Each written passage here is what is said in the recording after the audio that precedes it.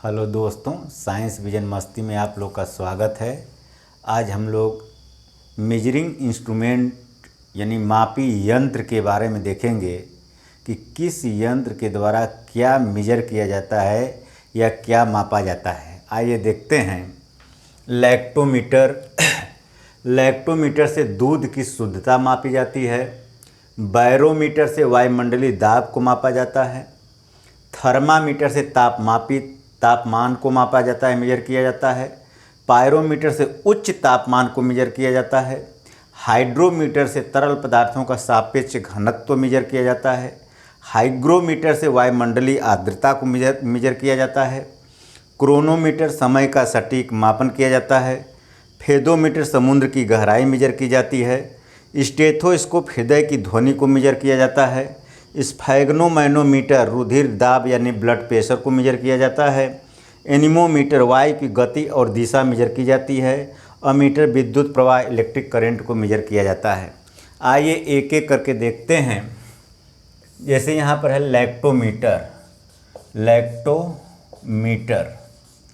Lactometer दो शब्दों से मिलकर बना है। लैक्टो का मतलब होता है मिल्क, लैक्टो का मतलब होता है मिल्क या दूध, और मीटर का मतलब होता है मेजरमेंट। मीटर का मतलब मेजरमेंट यानी मापन करना, यानी दूध का मापन, यानी दूध की शुद्धता को लैक्टोमीटर के द्वारा मापा जाता है। अब एक क्वेश्चन पूछता है, दूध में कौन सी शर्करा पाई जाती है? तो दूध में लैक्टोज शुगर यानी लैक्टोज शर्करा पाई जाती है। दूध में लैक्टोज शर्करा पाई जाती है। दूध की शुद्धता लैक्टोमीटर से मापा जाता है। ये क्वेश्चन एक पूछता है कि लैक्टोज शर्करा में क्या क्या होता है। लैक्टोज शर्करा में ग्लूकोज और ग्लैक्टोज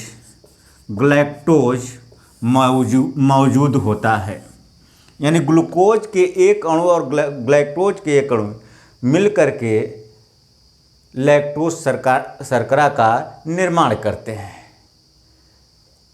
अब ये ध्यान दीजिए, कभी कभी ये भी देखे होंगे, जब दूध को देर तक खुला छोड़ दिया जाता है तो दूध खराब होकर के फट जाता है। अब दूध फटने का कारण क्या है, किस कारण से फटता है? तो यहाँ ध्यान दीजिए, मिल्क में पाया जाता है लैक्टोज शर्करा। क्या पाया जाता है? Lactose sugar. और दूध में कुछ बैक्टीरिया होते हैं, बैक्टीरिया या इसको जीवाणु कहा जाता है, इसी को जीवाणु के नाम से जाना जाता है। ये जीवाणु क्या करते हैं, इस लैक्टोज शर्करा को धीरे धीरे कन्वर्ट कर देते हैं लैक्टिक एसिड में। लैक्टिक एसिड या लैक्टिक अम्ल में परिवर्तित कर देते हैं। तो एक क्वेश्चन यहाँ फिर बनेगा कि दूध के फटने का कारण क्या है? तो दूध के फटने का कारण, मेन कारण जीवाणु है। जीवाणु ही फाड़ता है दूध को, और जब दूध फट जाता है तो क्या बनता है? लैक्टिक एसिड बनता है। क्या बनता है? लैक्टिक एसिड बनता है।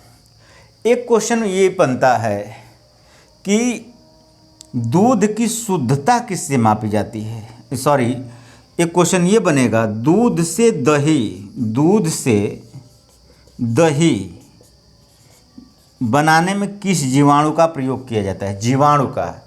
यहाँ पर ध्यान दीजिए, दूध से दही बनाने में लैक्टोबैसिलस जीवाणु का प्रयोग किया जाता है। तो इससे 4 क्वेश्चन आपके बने। लैक्टोमीटर से दूध की शुद्धता मापी जाती है। लैक्टोज शर्करा दूध में पाई जाती है।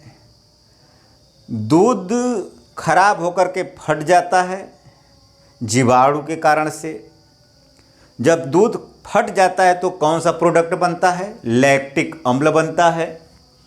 दूध से दही बनाने में लैक्टोबैसिलस जीवाणु का प्रयोग किया जाता है। जैसे जब दूध को गर्म कर देते हैं, फिर ठंडा करके उसमें दही के छोटे से पार्ट डाल, दही यानी जामन या जोरन डाल दिया जाता है। उसी जोरन में लैक्टोबैसिलस मौजूद होता है और यह लैक्टोबैसिलस धीरे धीरे दूध को दही में परिवर्तित कर देता है, कन्वर्ट कर देता है। एक क्वेश्चन और इससे बनता है कि दूध को सुरक्षित रखने के लिए कौन सी तकनीक अपनाई जाती है। तो देखिए, दूध को सुरक्षित रखने के लिए लुई पाश्चर नाम के एक वैज्ञानिक थे। लुई पाश्चर ने पाश्चुरीकरण यानी पाश्चुराइजेशन जिसे इंग्लिश में बोला जाता है, पाश्चुराइजेशन या पाश्चुरीकरण या पाश्चुराइजेशन तकनीक की जानकारी दिए थे। इस तकनीक में होता क्या है, दूध को आधे घंटे तक 62.8 डिग्री सेल्सियस से 65 डिग्री सेल्सियस तापमान तक गर्म किया जाता है। यानी आधे घंटे तक 62.8 डिग्री सेल्सियस से 65 डिग्री सेल्सियस तापमान तक गर्म किया जाता है, जिससे उसमें से हानिकारक जीवाणु जो होते हैं वो मर जाते हैं और इस प्रकार के दूध को ठंडा कर लिया जाता है। फिर 8 डिग्री टेम्परेचर पर रखकर लगभग 2 दिनों तक प्रयोग में लाया जाता है। जो अमूल वगैरह के दूध पैकेटों में आते हैं वह पाश्चुरीकृत दूध रहते हैं। यही तकनीकी अपनाई गई रहती है। तो पूछेगा पाश्चुराइजेशन तकनीक की जानकारी किसने दिया था, तो लुई पाश्चर ने दिया था। तो इस तरह से आपका ये लैक्टोमीटर से संबंधित चीज़ें रहा। आइए अब देखते हैं बैरोमीटर। बैरोमीटर 2 शब्दों से मिलकर के बना है। बैरोमीटर 2 शब्दों से मिलकर के बना है। आइए देखते हैं। बैरोमीटर, बैरो का मतलब होता है वेट, बैरो का मतलब होता है वेट, भार, और मीटर का मतलब मापन। अब कहेंगे कि वेट का मापन क्या है। देखिए, यहाँ वेट के मापन से मतलब नहीं है। वेट जब बढ़ता है तो प्रेशर बढ़ता है। यहाँ पर हम लोग वायुमंडलीय दाब को मेजर करते हैं। बैरोमीटर के द्वारा वायुमंडलीय दाब को मेजर किया जाता है, एटमॉस्फेरिक प्रेशर को मेजर किया जाता है। अब बैरोमीटर की सहायता से हम मौसम संबंधी जानकारी इकट्ठा करते हैं, मौसम संबंधी जानकारी लेते हैं। जैसे देखिए, बैरोमीटर का पाठ्यांक रहता है। जैसे बैरोमीटर का कोई बैरोमीटर हो गया, इसका कोई पाठ्यांक है। अगर बैरोमीटर का पाठ्यांक हचाक से यानी एकाएक नीचे गिरता है, पाठ्यांक जो है बैरोमीटर का पाठ्यांक एकाएक नीचे गिरेगा, एकाएक नीचे गिरेगा तो क्या होगा, आंधी आने की संभावना होती है। और बैरोमीटर का पाठ्यांक जब धीरे धीरे नीचे गिरता है, धीरे धीरे स्लोली यानी धीरे धीरे नीचे गिरता है, तो वर्षा होने की संभावना होती है, वर्षा होने की संभावना होती है। जब धीरे धीरे पाठ्यांक नीचे गिरेगा तो वर्षा होने की संभावना होगी, लेकिन जब एकाएक नीचे गिरेगा तो आंधी आने की संभावना होती है। और बैरोमीटर का पाठ्यांक जब धीरे धीरे ऊपर चढ़ता है, धीरे धीरे ऊपर चढ़ता है, ऊपर चढ़ेगा, धीरे धीरे ऊपर चढ़ेगा तो क्या होगा, मौसम दिन साफ होने की संभावना, दिन साफ होने की संभावना रहती है। तो 3 प्रश्न इसमें बन गए। बैरोमीटर के पाठ्यांक जब नीचे एकाएक गिरते हैं तो क्या आने की संभावना होती है, आंधी आने की संभावना होती है। जब बैरोमीटर का पाठ्यांक धीरे धीरे नीचे गिरता है तो क्या, वर्षा होने की संभावना होती है। बैरोमीटर का पाठ्यांक जब धीरे धीरे ऊपर चढ़ता है तो दिन साफ होने की संभावना होती है। तो ये बैरोमीटर के बारे में रहा। अब नेक्स्ट देखते हैं थर्मामीटर। थर्मामीटर देखिए, थर्मोमीटर, यह भी दो शब्दों से मिलकर बना है। थर्मो का मतलब हो गया हीट, और मीटर का मतलब मेजरमेंट यानी मापन, यानी ऊष्मा का मापन। हीट जो टेम्परेचर से रिलेटेड है, यानी टेम्परेचर, ताप का मापन, टेम्परेचर मेजरमेंट।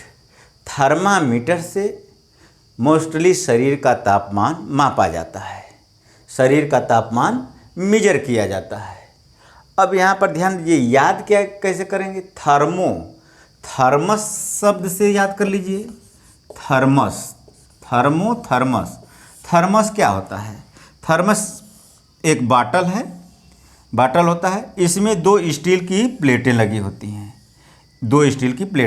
हैं, एक, और बीच में ये वैक्यूम होता है। ये बीच में जो है, ये बीच का जो स्थान होता है, इसमें वैक्यूम होता है, इसमें निर्वात होती है, इसमें होता है निर्वात। अगर मान लीजिए इस बाटल में कोई गर्म चीज़ अंदर रख दें, गर्म चीज़ अंदर इसमें रख देते हैं, जैसे चाय रख देते हैं। अब चाय जो है, बाहर चाय गर्म है, अब ये ठंडी नहीं होगी, क्योंकि यहाँ पर वैक्यूम है, यहाँ पर निर्वात है। ठीक है, क्योंकि दो प्लेटें जब यहाँ पर लगा दी गई हैं इस प्रकार से कि जिससे निर्वात यहाँ पर बन जाए। ठीक है, निर्वात बन गया, अब ये गर्म चीज़ नहीं जाए। क्योंकि ऊष्मा के संचरण के लिए, गर्म यानी ताप का जब संचरण के लिए कोई ना कोई माध्यम की ज़रूरत होती है, और इसका माध्यम यहाँ पर हो गया कट, यानी कि यहाँ ये गर्म है और यहाँ बाहर मान लो ठंड है, कूल है। यहाँ पर क्या है? कूल है, ठंड है।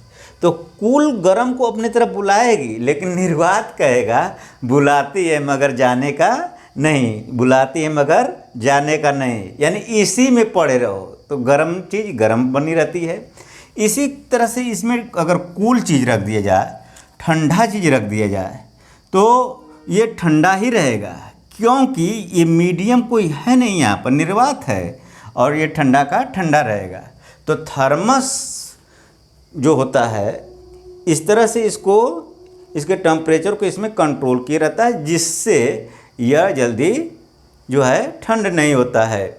अगर ठंडा रहेगा तो कूल ही रहेगा, जल्दी गर्म नहीं होगा। अगर गर्म इसमें रहेगा तो गर्म ही रहेगा।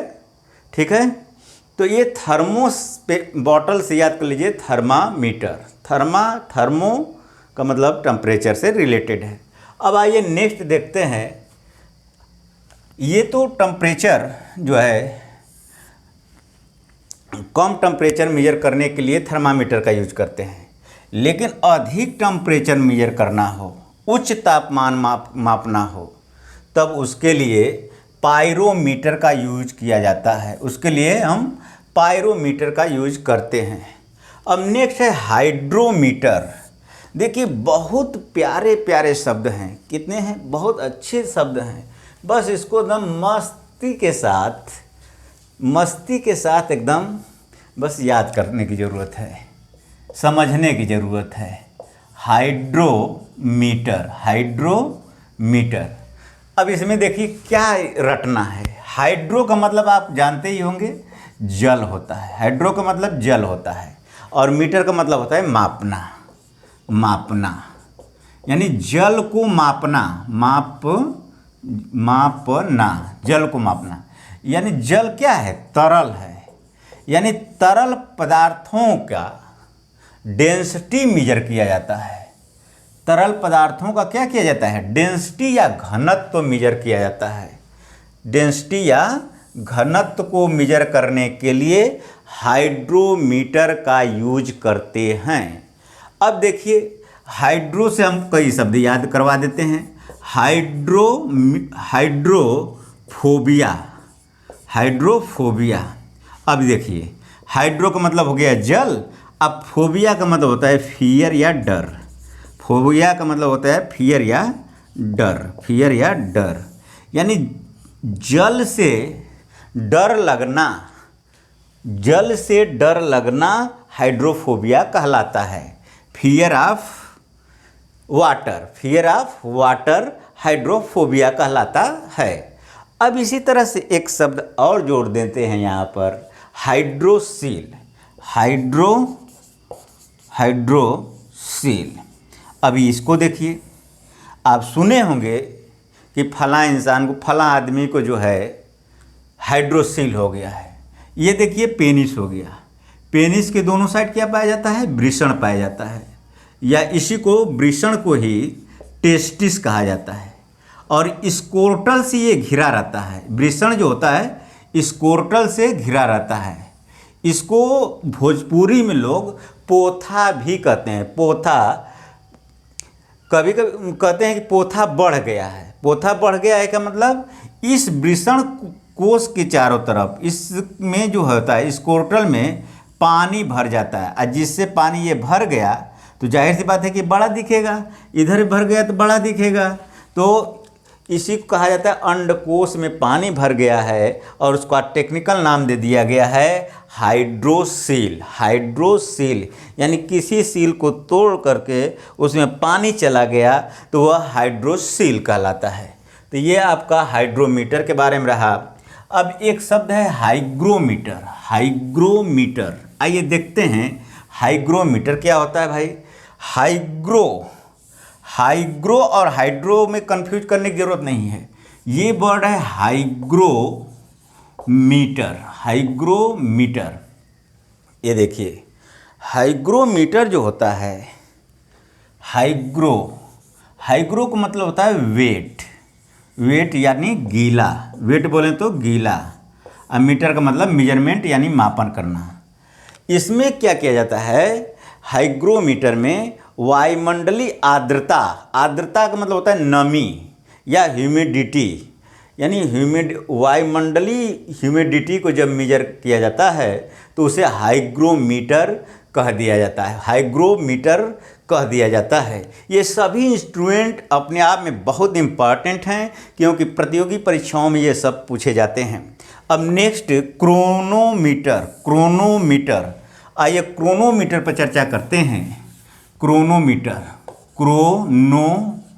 क्रोनोमीटर, क्रोनोमीटर भी दो शब्दों से मिलकर के बना है। क्रोनोमीटर दो शब्दों से मिलकर बना है, क्रोन और मीटर। क्रोनो का मतलब होता है टाइम, क्रोनो का मतलब होता है टाइम, और मीटर का मतलब मेजरमेंट, मीटर का मतलब मेजरमेंट, मापन करना, यानी समय का मापन करना। अब यहाँ पर ध्यान दीजिए, समय का सटीक माप यानी एग्जैक्ट मेजरमेंट ऑफ टाइम, तो क्रोनोमीटर हो गया। अब जैसे कभी सुने होंगे कि फला आदमी को जो है, फला आदमी को क्रॉनिकल डिजीज हो गई है, क्रोनिक डिजीज, क्रोनिक बीमारी हो गई है। क्रोनिक का मतलब हो गया लंबे समय से, क्रोनिक का मतलब हो गया लंबे समय से, और डिजीज का मतलब हो गया रोग। लंबे समय से जब कोई बीमारी चली आ रही है किसी इंसान में तो उसे क्रोनिक डिजीज कहा जाता है। जैसे बोलते हैं कि फला इंसान को जो है लंबे समय से खांसी है, बहुत दिनों से खांस रहे हैं, महीना 2 महीना से खांस रहे हैं, सही नहीं हो रहा है, तो उसको क्रोनिक डिजीज कहा जाएगा। क्या बोला जाएगा, क्रोनिक डिजीज बोला जाएगा।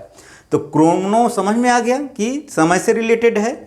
अब यहाँ पर ध्यान दीजिए, एक और याद करवा देते हैं, क्रोनोलॉजिकल,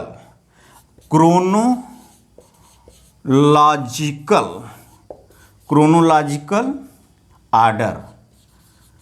कभी कभी देखे होंगे बोल दिया जाता है ऑफिस वगैरह में, दफ्तर में लोग बोलते हैं कि इस फाइल को क्रोनोलॉजिकल आर्डर में रख दीजिए। क्रोनोलॉजिकल का मतलब क्या हुआ, आर्डर का मतलब हो गया क्रम। कोई चीज़ जो बीती है उसको क्रमानुसार उस फाइल को रख दिया जाए। अगर यहाँ पर हम मान लीजिए एक एग्जांपल देते हैं हिस्ट्री का। अगर मान लीजिए ये बाबर हो गया, बाबर हुमायूं हो गया, अकबर हो गया, बाबर, हुमायूं, अकबर, ठीक है, ये हो गए। अगर इसको हम कह दें क्रॉनिकल आर्डर में इसको रख दीजिए, तो पहले आप बाबर वाली फाइल रखेंगे, उसके ऊपर हुमायूं का, उसके बाद अकबर का, इस तरह से सीरियल वाइज रखेंगे, तो ये क्रॉनिकल। अब क्रॉनिकल एक बुक भी आती है, Chronicle year book, Chronicle year book, Chronicle year book, या समसामयिकी भी आती है क्रॉनिकल। तो उसमें देखेंगे क्रमबद्ध तरीके से पूरे वर्ष भर का विवरण जो है दिया रहता है, विवरण दिया रहता है, सामान्य ज्ञान दिया रहता है। तो ये क्रोनोमीटर के बारे में रहा। अब हम लोग नेक्स्ट देखते हैं फेदोमीटर। बहुत ही इम्पॉर्टेंट क्वेश्चन है जो ये प्रतियोगी परीक्षाओं में पूछता रहता है। फेदोमीटर क्या है भैया? फेदोमीटर, ये फेदो जो है फेदम वर्ड से मिलकर के बना है। किससे मिला है? फेदम। तो ये फेदम क्या है? देखिए, फेदम जो होता है वाटर डेप्थ, जल की गहराई मापने की इकाई है। पूछ दे कि जल के गहराई मापने की इकाई क्या होती है, मापने की इकाई या यूनिट क्या होती है? तो जल के गहराई मापने की इकाई फेदम होती है। और एक फेदम में लगभग यानी 6 फीट होता है। एक फेदम 6 फीट के बराबर होता है। फेदोमीटर से जल की गहराई मापी जाती है और ख़ास तौर यानी कि यहाँ पर समुद्र की गहराई मापी जाती है, समुद्र की गहराई मापी जाती है। अब ऐसा नहीं है कि अभी तालाब पोखरा गहराई मापना है तो ये फेदोमीटर लाओ।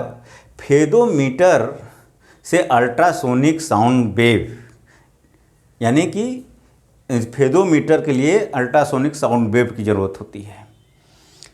इसमें होता क्या है, जहाज़ों में ये फेदोमीटर लगा दिया जाता है और वहाँ से निकलती है ultrasonic sound wave. Ultrasonic sound wave, ultrasonic sound wave, ये ध्वनि तरंगे जो हैं जब इससे निकलती हैं, निकल करके जाके समुद्र में से टकरा जाती हैं। समुद्र में गई पानी में, अब नीचे जाकर टकरा गई, टकरा कर फिर वापस आई। अब इसी के माध्यम से जो है निकाल लिया जाके समुद्र कितना गहरा है। एक आप पढ़े होंगे सोनार शब्द। देखिए सोनार क्या है, यानी कि फेदोमीटर से समुद्र की गहराई मापी जाती है। इसके लिए अल्ट्रासोनिक साउंड वेव, सोनार। सोनार का पूरा नाम कभी कभी पूछता है तो साउंड, सोनार का पूरा नाम साउंड नेविगेशन एंड रेंजिंग होता है। साउंड नेविगेशन एंड रेंजिंग होता है। इससे भी समुद्र की गहराई मापी जाती है। सोनार से भी समुद्र की गहराई नापी जाती है। लेकिन फेदोमीटर से ये डेवलप तकनीक है। देखिए, इस फेदोमीटर समुद्र की गहराई मापा जाता है। इससे जो है सोनार क्या करता है, गहराई तो बताता ही है, साथ साथ समुद्र में वस्तुओं की पहचान की जाती है। यानी समुद्र में कौन सी बस शार्क मछली वगैरह के बारे में, व्हेल मछली के बारे में, बड़ी बड़ी चट्टानों के बारे में ये सोनार बता देता है। बड़ी बड़ी जहाज़ों के पनडुब्बियों के बारे में ये बता देता है। ठीक है, तो समुद्र में वस्तुओं की पहचान कराने का सोनार का काम होता है, सोनार कर देता है और गहराई भी बताता है, जबकि फेदोमीटर गहराई बताता है। अब आइए नेक्स्ट देखते हैं स्टेथोस्कोप। स्टेथो का मतलब होता है हृदय से रिलेटेड है, स्कोप यंत्र। ऐसा यंत्र जो हृदय के साउंड को मेजर करता हो स्टेथोस्कोप कहते हैं। इसको सामान्य बोलचाल की भाषा में आला के नाम से भी जाना जाता है। इसको आला कहा जाता है। देखे होंगे बोलते हैं लोग डॉक्टर साहब आला लगाए हैं, तो स्टेथोस्कोप के द्वारा स्फैग्नोमैनोमीटर के द्वारा बीपी मापी जाती है। बीपी यानी ब्लड प्रेशर मेजर किया जाता है। ठीक है, स्फैग्नोमैनोमीटर के द्वारा बीपी मापी जाती है। नेक्स्ट है एनीमोमीटर। क्या है? एनीमोमीटर। एनिमो शब्द जहाँ भी लिखा हो उसका मतलब समझ जाइए एयर होता है, या उसी को विंड भी बोला जाता है। हवा, एयर का मतलब हवा, एयर बोलें तो हवा, यानी हवा को मापना। अब हवा की किस चीज़ को? हवा के गति को मेजर करना, हवा के डायरेक्शन को मेजरमेंट करना एनीमोमीटर का काम होता है। यानी कि एनीमोमीटर के द्वारा वायु की गति और दिशा मेजरमेंट की जाती है। अब एनिमो से एक वर्ड आपको बताते हैं, एनीमोफिली। आप पढ़े होंगे एनीमोफिली और हाइड्रोफिली। ये दोनों वर्ड क्या हैं? एनीमोफिली जब वायु परागण होता है, वायु के द्वारा पॉलिनेशन होता है, तो उसे एनीमोफिली कहा जाता है। वायु परागण। तो देखिए एनिमो आ गया हवा, और फिली का मतलब हो गया परागण, पॉलिनेशन। फिली का मतलब क्या हो गया? पॉलिनेशन। फिली का मतलब पॉलिनेशन, वायु के द्वारा परागण। और हाइड्रो का मतलब जल, और फिली का मतलब परागण। यानी जब जल के द्वारा परागण होता है तो उसे जल परागण कहा जाता है। जल द्वारा परागण, और ये वायु द्वारा परागण हो गया। इसी तरह अब ये आपको बताए भी थे, हाइड्रो का मतलब क्या होता है? जल, जैसे हाइड्रोमीटर बताए थे। अब यहाँ पर एनीमोमीटर, अब अमीटर के द्वारा विद्युत प्रवाह को मेजर किया जाता है। इलेक्ट्रिक करंट को